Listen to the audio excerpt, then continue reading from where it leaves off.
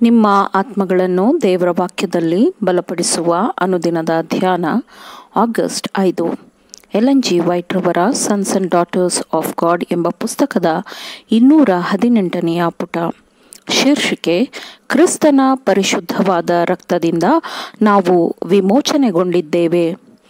ಈ ದಿನದ ಸತ್ಯವೇದದ ವಾಕ್ಯ: ನಿಮ್ಮ ಹಿರಿಯರು ಕಲಿಸಿಕೊಟ್ಟ ವ್ಯರ್ಥವಾದ ನಡವಳಿಕೆಯಿಂದ ನಿಮಗೆ ಬಿಡುಗಡೆಯಾದದ್ದು ಬೆಳ್ಳಿ, ಬಂಗಾರ ಮೊದಲಾದ ನಶಿಸಿ ಹೋಗುವ ವಸ್ತುಗಳಿಂದಲ್ಲ, ಪೂರ್ಣಾಂಗವಾದ ನಿಷ್ಕಳಂಕ ಯಜ್ಞದ ಕುರಿಯ ರಕ್ತದಿಂದಲೋ ಎಂಬಂತೆ ಕ್ರಿಸ್ತನ ಅಮೂಲ್ಯವಾದ ರಕ್ತದಿಂದಲೇ ಎಂದು ಬಲ್ಲಿರಲ್ಲವೇ.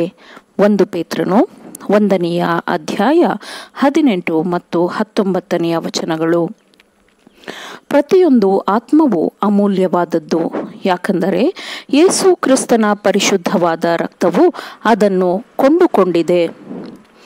ನಿನ್ನನ್ನು ಕ್ರಿಸ್ತನು ರಕ್ಷಿಸಲಾರದಷ್ಟು ನೀನು ಪಾಪಿಯಾಗಿದ್ದಿ ಎಂದು ಸೈತಾನನು ನಿಮ್ಮಲ್ಲಿ ಪಿಸುಗುಟ್ಟಬಹುದು.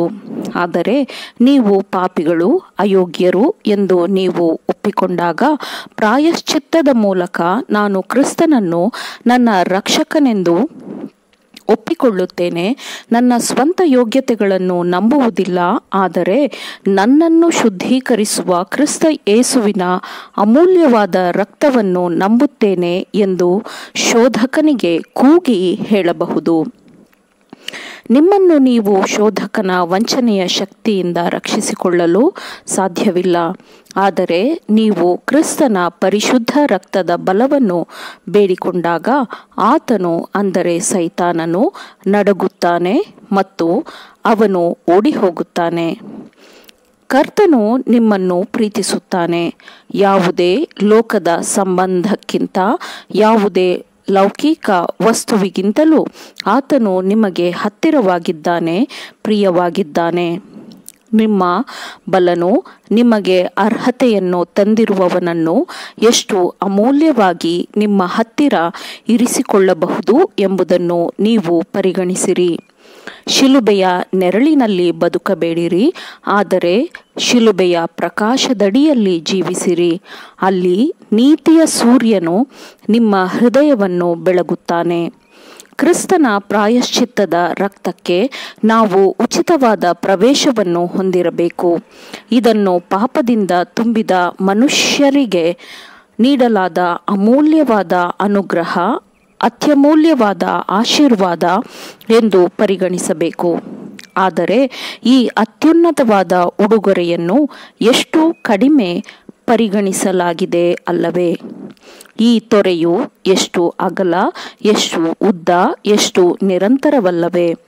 ಇಲ್ಲಿ ಪರಿಶುದ್ಧತೆಗೆಂದು ಬಾಯಾರಿದವರ ಪ್ರತಿ ಆತ್ಮಕ್ಕೂ ವಿಶ್ರಾಂತಿ ಇದೆ, ಸಮಾಧಾನವಿದೆ, ಪವಿತ್ರಾತ್ಮನಿಂದ ಬರುವ ಚೈತನ್ಯವಿರುತ್ತದೆ. ಅದು ಮಾತ್ರವಲ್ಲ, ಪರಿಶುದ್ಧವಾದ ಸಂತೋಷದ, ಸಮಾಧಾನದ ನಡಿಗೆಯೊಂದಿಗೆ ಕ್ರಿಸ್ತನೊಂದಿಗಿನ ಅಮೂಲ್ಯವಾದ ಸಂಬಂಧವಿರುತ್ತದೆ. ನಂತರ ಯೋಹಾನನೊಂದಿಗೆ ನಾವು ಸಹ, ಅಗೋ, ಯಜ್ಞಕ್ಕೆ ದೇವರು ನೇಮಿಸಿದ ಕುರಿ, ಲೋಕದ ಪಾಪವನ್ನು ನಿವಾರಣೆ ಮಾಡುವವನು ಎಂದು ದೇವರಲ್ಲಿ ಬುದ್ಧಿವಂತರಾಗಿ ನಾವು ಹೇಳಬಹುದು. ಅದರ ಬಗ್ಗೆ ಮಾತನಾಡಿರಿ, ಅದರ ಬಗ್ಗೆ ಪ್ರಾರ್ಥಿಸಿರಿ. ತೊಳೆಯಲ್ಪಟ್ಟು ಶುದ್ಧೀಕರಣಗೊಳ್ಳಲು ಇದು ನಿಮ್ಮ ಹಾಡಿನ ಪರಿಶುದ್ಧವಾದ ವಿಷಯವಾಗಿರಲಿ. ನಂಬುವ ಆತ್ಮವು ಪ್ರೀತಿಯನ್ನು ಒಪ್ಪಿಕೊಂಡು ಅದರಲ್ಲಿ ಸಂತೋಷಿಸುತ್ತದೆ. ಅದರ ಸದ್ಗುಣಗಳಿಂದ ಆತ್ಮವು ದೇವರ ಸಿಂಹಾಸನದ ಮುಂದೆ ಶುದ್ಧವಾಗಿಯೂ ಕ್ಷಮೆಯನ್ನು ಹೊಂದಿಕೊಂಡು ಸಮರ್ಥವಾಗಿಯೂ ನಿಲ್ಲುತ್ತದೆ. ರಕ್ತದ ಶುದ್ಧೀಕರಣದ ಸದ್ಗುಣವು ಬಲವನ್ನು, ಶಕ್ತಿಯನ್ನು, ನಂಬಿಕೆಗೆ ದೊರಕಿಸಿಕೊಡುತ್ತದೆ, ಪ್ರಾರ್ಥನೆಗೆ ಬಲ ಕೊಡುತ್ತದೆ, ವಿಧೇಯತೆಯಲ್ಲಿ ಹರ್ಷಚಿತ್ತದ ಸಂತೋಷವನ್ನು ಕೊಡುತ್ತದೆ. ಆಮೇನ್.